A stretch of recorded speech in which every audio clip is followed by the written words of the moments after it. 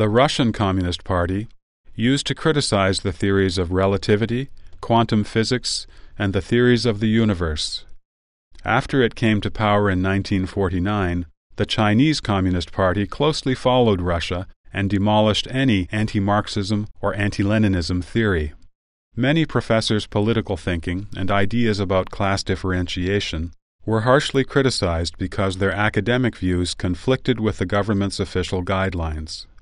On June 29, 1952, the People's Daily published an article announcing that the Russian geneticist Machurian's biological theory was of the proletariat nature, whereas Morgan's theories of genetics, which was commonly acknowledged at the time in the global biological community, was criticized as idealism, reactionary, supporting the capitalist class, false science, and even fascism.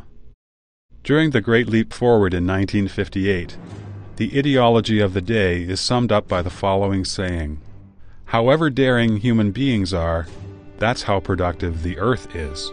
This saying was considered to be the truth, and any experts who thought differently were ruthlessly denounced and criticized. Today, modern medical science, research on the soul, reflective research on evolution, and other new scientific fields around the world have been denounced as false science, and are being suppressed and attacked in China because they are not in accordance with communist doctrine. Science is a means for mankind to explore nature, yet the Chinese Communist Party has used many ways to monopolize and manipulate science. The manipulation is all-encompassing, influencing everything from education to scientific research. It has suffocated Chinese people's creativity and independent thinking, their spirit to explore unknown territory, and their courage to reflect on traditional theories. For thousands of years, faith has been mankind's experience and a way of understanding the relationship between man and the universe. Faith should lie beyond the management of a political party. The Communist Party believes in materialism and atheism, which oppose mankind's traditional beliefs. People's faith in God made it difficult for the Communist Party to promote communism. Consequently, ever since its earliest establishment, the party has been extremely afraid of various orthodox faiths. So, it turned around and accused religion of being an opiate for the masses, keeping them numb to the truth. The Communist Party forces people to believe that a human being is no more than a high-level animal who can talk and use tools. It advocates that there is no God, no Buddha, no past lives, no afterlife, and no ultimate price to pay for one's misdeeds. Without exception, after the Communist Party seized the reins, in order to strengthen their power, the party leaders deified themselves. One quote from the day: "Chairman Mao is the great savior of the people. The Communist Party is like the sun. It brightens everything it shines upon." Yet, people who truly believe in God will not consider their political leaders to be gods. In light of this, the orthodox faiths posed a serious challenge to the Communist Party's policy of keeping people ignorant. Ever since the Chinese Communist Party took power, it has destroyed temples, burnt scriptures, persecuted priests and monks, and sent party members to infiltrate religious organizations and to take positions as religious leaders. It has resorted to violence and imprisonment to force the people to worship the Communist Party first, and then God or Buddha. Step by step, in the large-scale political movements over the past decades, the Communist Party leaders have been portrayed as gods. Meanwhile, the righteous faith in Chinese people's minds, which has been passed down for thousands of years, has been destroyed. When the gods created by man exposed their true faces as time went by, when Chinese people lost the halo of God in their minds, what was left in China was a spiritual void. After being fooled and having their ideals crushed, for the generations of older Chinese, the decades of loss and pain have made them doubt everything. The younger Chinese generations have rejected faith.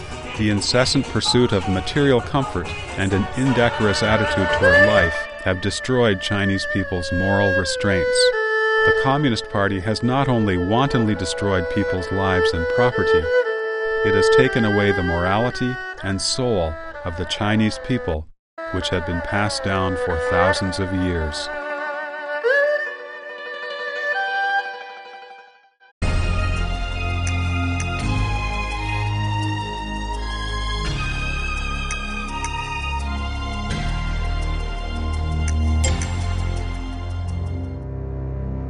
As an evil specter that opposes nature, heaven, earth, and humanity, the Communist Party has no righteousness.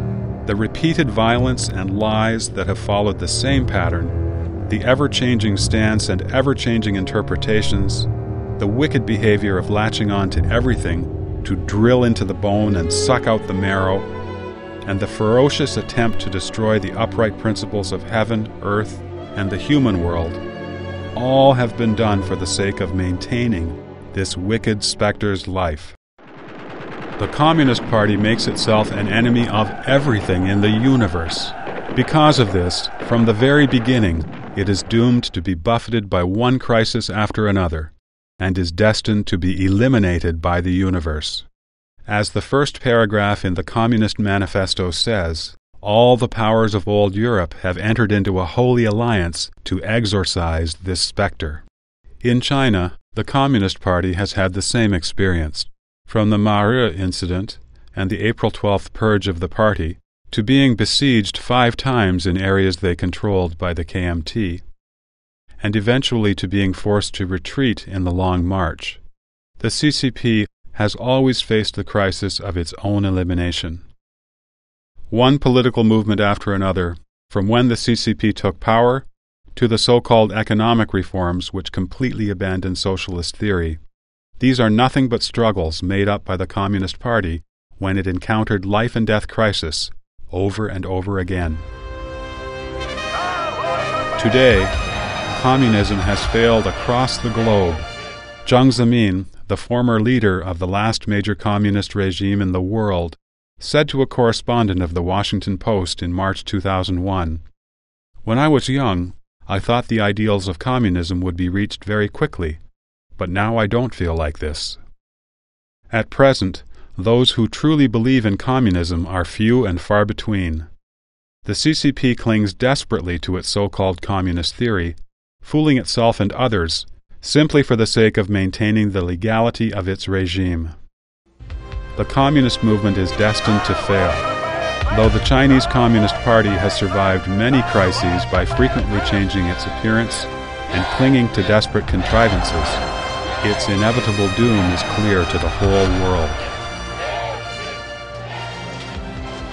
The vast universe carries with it the irrefutable will of heaven, which can also be called the will of the divine or the law and force of nature.